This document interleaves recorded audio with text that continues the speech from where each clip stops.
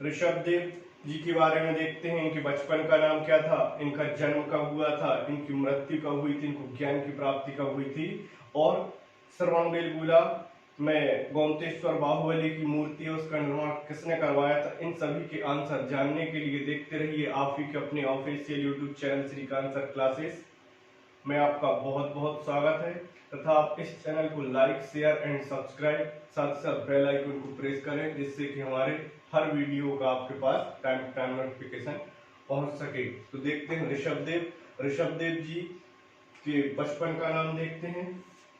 Start करते हैं। ऋषभ देव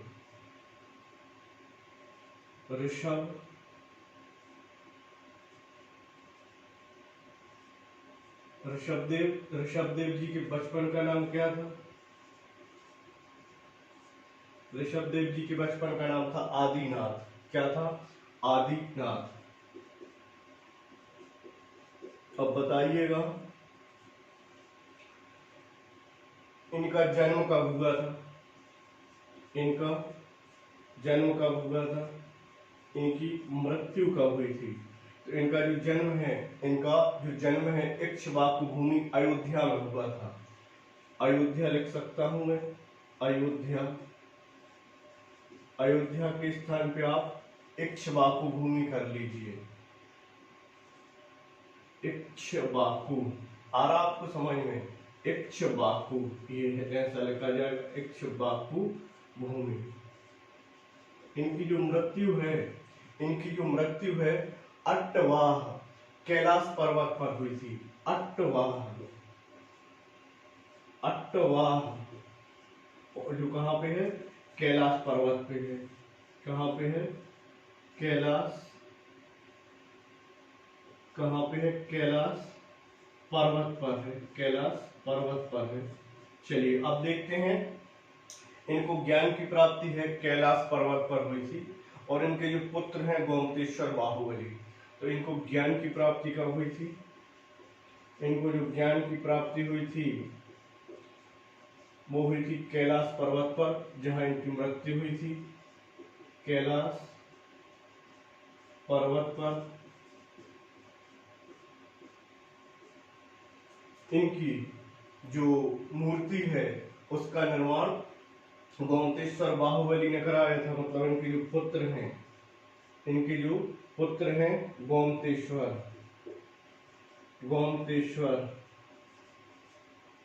बाहुबली की जो एक मूर्ति है 18 मीटर की है। 18 मीटर की है क्या मूर्ति। उसका जो निर्माण है, इसका जो निर्माण चामुंड राय द्वारा करवाया गया था। इसका जो निर्माण कार्य है चामुंड राय ने कराया था। चामुंड राय ने कराया था। अब चामुंड राय जी ने कराया था, इसका निर्माण कहाँ पर करवाया था? श्रवण के बेलगोला कर्नाटक में करवाया था। और स्थान क्या है? स्थान आ जाएगा बेलगोला, या कह सकते हैं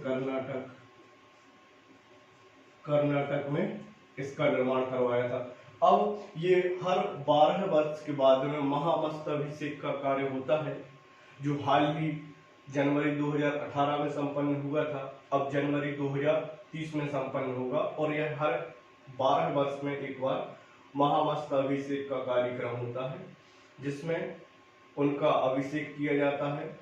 अब देखते हैं हम कि हर 12 वर्ष में क्या होता है, महामस्तकाभिषेक का कार्य होता है।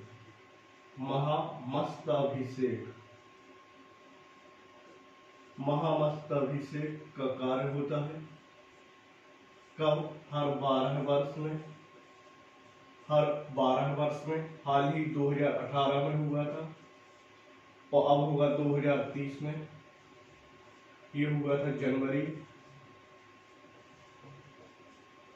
फिर होगा जनवरी में। इतना आपने देखा और आपको समझ में भी आया होगा। तो इसको करते हैं हम पहले रफ, और रफ करने के आपको बताते हैं पार्श्वनाथ जी के बारे में। पार्श्वनाथ जी जो है 23वें तीर्थंकर थे। इनका जो प्रतीक चिन्ह था इनका जो प्रतीक चिन्ह था वो सर्प था। और अधिकतर आप जैसे देखोगे कि विष्णु जी भी सर्प पे हैं, और भी आपको ऐसे देवी देवता मिलेंगे जो अधिकतर सर्प पर विराजमान है। कहीं ना कहीं जो सर्प है वो काल का प्रतीक माना जाता है, इसीलिए बने हुए हैं। अब देखते हैं हम पार्श्वनाथ जी का जीवन परिचय।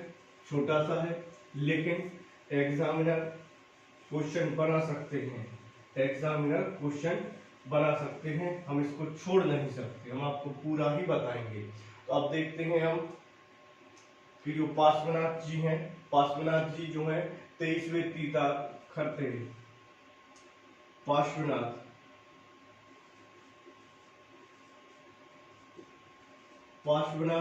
जी जो है ये 23वें तीर्थंकर थे, 23वें तीर्थंकर थे। और इनका जो प्रतीक चिन्ह है, इनका जो प्रतीक चिन्ह है सर्प है। अब इनका जो जन्म है, इनका जो जन्म कब हुआ था, इनकी माता का नाम क्या था, इनकी पिताजी का नाम क्या था, इनके पिताजी का नाम क्या था, इनकी पत्नी का नाम क्या था, और इनको ज्ञान की प्राप्ति कब हुई थी, इनको ज्ञान की प्राप्ति कब हुई थी। तो ये हमने आपको 4 क्वेश्चन लिखे, तथा साथ ही साथ इन्होंने कितने दिन की तपस्या की थी और इनको ज्ञान किस दिन हुआ था और इनको कहां पर हुआ था। तो हम पहले इतना आपको बता दें, फिर हम नेक्स्ट बताते हैं आगे। इनका जो जन्म है, इनका जो जन्म है काशी में हुआ था। कहां पर? काशी। और इनकी जो माता का नाम है, इनकी जो माता का नाम है वो बामा था, बामा। इनकी जो पत्नी थी प्रभावती, और इनके जो पिताजी का नाम था ये अश्वसेन था। क्या था? अश्वसेन। और जो काशी के नरेश मतलब काशी के राजा थे। अब इनकी पत्नी का नाम क्या था? प्रभावती, प्रभावती। अब इनको जो ज्ञान की प्राप्ति है, इनको जो ज्ञान की प्राप्ति है ये हुई थी भाई, ज्ञान की प्राप्ति इन्होंने लगातार 84 मतलब 83 दिन तक इन्होंने तपस्या की, और एक दिन और आगे जाए तो 84वें दिन इनको ज्ञान की प्राप्ति हुई थी। तो तपस्या देखते हैं हम, ज्ञान की प्राप्ति हम देखते हैं। तपस्या इन्होंने 83 दिन तक की, लेकिन इनको 84 का जो दिन था उनको ज्ञान की प्राप्ति हुई थी। अब देखते हैं स्थान, इनको किस स्थान पर ज्ञान की प्राप्ति हुई थी। तो अधिकतर आप देखोगे कि झारखंड के गिरिडीह मतलब सम्मेत शिखर जो पारसनाथ की पहाड़ी है वहां पर इनको ज्ञान की प्राप्ति हुई थी। और लगभग 20 ऐसे तीर्थंकर हैं जिनको वहां पर ज्ञान की प्राप्ति हुई थी। तो चलिए देखते हैं हम कि स्थान कौन सा है। झारखंड। तो झारखंड के भी कहां पर? गिरिडीह। झारखंड के भी कहां पर? गिरिडीह।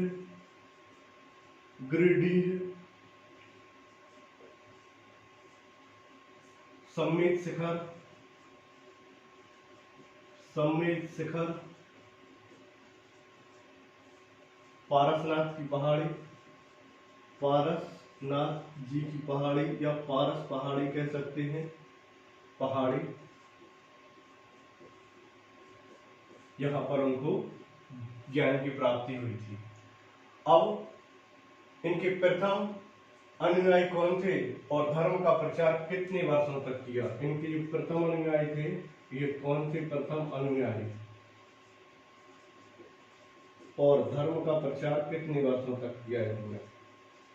धर्म का प्रचार कितने वर्षों तक किया? तो ये प्रथम जो अनुयायी हैं इनकी माता और पत्नी बाद में बनी थी।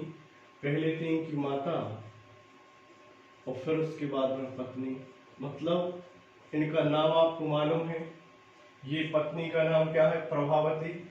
और इनकी जो माता थी उनका नाम बामा था।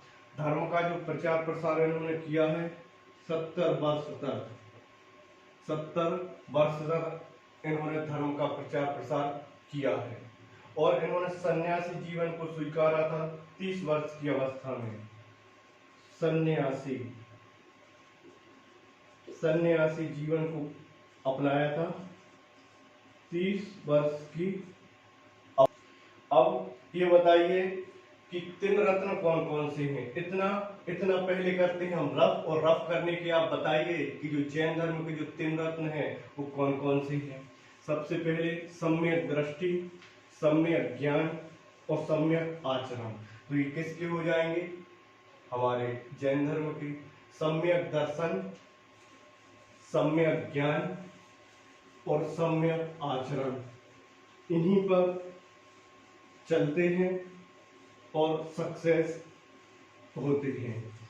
अब बताइए कि ये कथन किसने कहा था? जियो और जीने दो, और चरित्र अच्छा रखो। सफलता प्राप्त करने के लिए विश्वास आवश्यक है।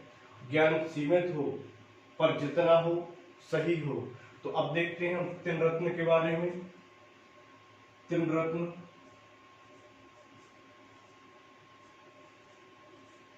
रत्न कौन कौन से हैं?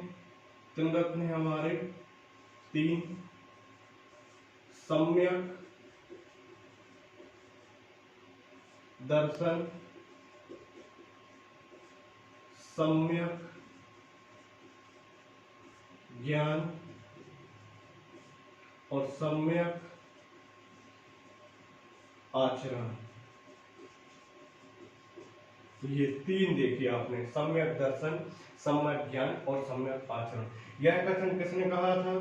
कि जियो और जीने दो। यह जो संदेश है ये किसने दिया था? जियो और जीने दो। ये जो कथन है ये महावीर स्वामी जी द्वारा दिया गया था। महावीर स्वामी जी द्वारा दिया गया था। अब ये बताइए कि चरित्र साफ रखो, ये भी कथन किससे संबंधित है? हमारा जैन धर्म से। पूछा जा सकता है कि ये कथन किस धर्म से संबंधित है, तो आप लगाइएगा जैन धर्म। चरित्र साफ रखो, चरित्र साफ रखो। एक कथन और आता है, ज्ञान सीमित हो, ज्ञान सीमित हो पर जितना हो सही हो। ज्ञान सीमित हो और जितना हो सही हो। अब बताइए सफलता प्राप्त करने के लिए ज्ञान का, सफलता प्राप्त करने के लिए विश्वास का होना जरूरी है। जैसे आप सभी के लिए ये वाला जो कथन है, ये वाला जो कथन है आप सभी के लिए लागू होता है। क्या? कि सफलता प्राप्त करने के लिए, सफलता प्राप्त करने के लिए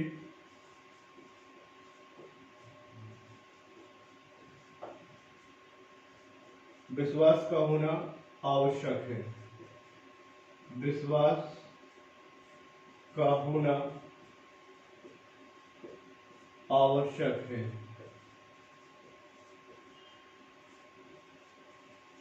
विश्वास का होना आवश्यक है। अब बताइए कि ज्ञान हमें 5 प्रकार से प्राप्त होता है। मतलब मस्तिष्क के द्वारा, सुनने से, देखने से, दूसरों के मन की बात जानना, और सर्वोच्च ज्ञान होता है केवल, मतलब संसार का संपूर्ण ज्ञान। अब इसको करते हैं हम रफ, और रफ करने के बाद में हम बताते हैं कि 5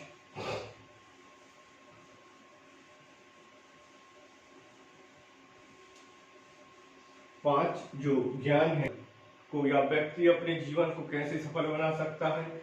एक तो सबसे पहले तो है मस्तिष्क से, फिर सुनने से मतलब श्रुति आ जाएगा, सुनने से, फिर अवधि मतलब मन पर्याय, अवधि मतलब मन पर्याय मतलब ये है कि दिव्य दृष्टि, और मन पर्याय मतलब दूसरों के मन की बात जानना, ये है मन पर्याय, मन पर्याय ये। और इसके अलावा केवल, अब ये देखते हैं हम, अभी एक और बचा है, देखिए 1 2 3 4 5 हो गए। अब देखते हैं कि ये जो मस्तिष्क द्वारा ज्ञान प्राप्त को हम मुक्ति कहते हैं, मस्तिष्क द्वारा ज्ञान प्राप्त को क्या कहते हैं, सुक्ति।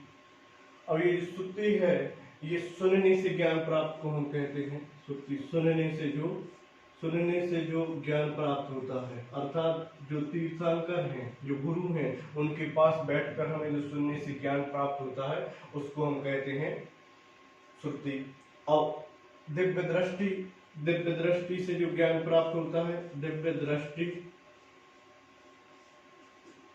दृष्टि से जो ज्ञान प्राप्त होता है अवधि कहते हैं। मन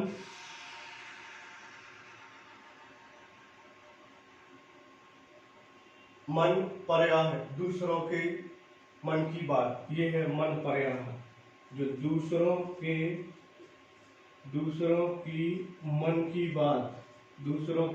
मन की बात जो जानता है या करता है, मन पर्याय हो जाएगा। केवल मतलब होता है इस संसार का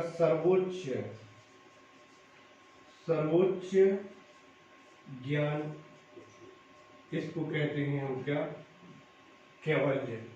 आप हमारे चैनल को लाइक करें, शेयर करें, सब्सक्राइब करें, साथ ही साथ बेल आइकन को प्रेस करें, जिससे कि हमारे हर वीडियो का आपके पास टाइम टू टाइम नोटिफिकेशन पहुंच सके। Thank you.